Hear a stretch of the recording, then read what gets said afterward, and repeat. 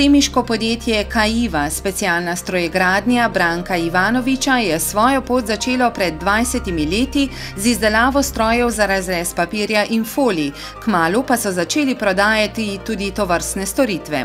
Še pred 10 leti so večino prihodkov ustvarili z razrezom papirja in folij, zdaj približno 70% že prinese obdelava kovin.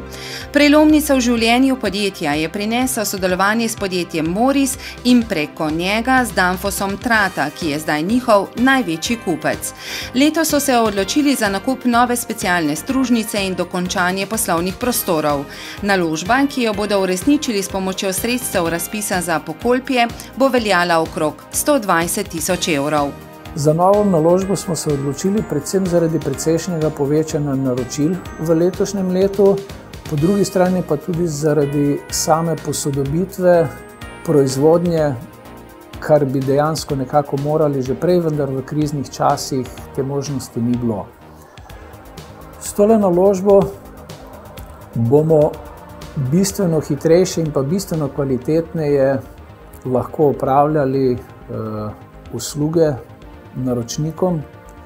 Do sedaj smo za določene artikle morali uporabljati več različnih strojev, se pravi na enem stroju neko operacijo, na drugem stroju drugo operacijo. S tem strojem pa imamo omogočeno, da pač v enem vpetju oziroma v nekem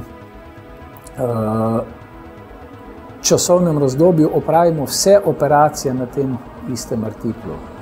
Letošnji prihodki prvih 9 mesecev so za 45% presegli primerljive lanske.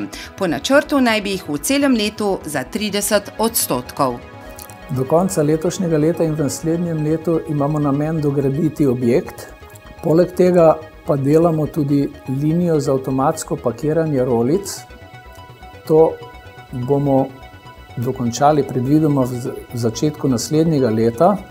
Zaradi povečanega obsega del pa imamo namen tudi zaposliti nekaj novih kadrov, in sicer enega strojnega ali elektroinženirja in pa enega strojnega tehnika.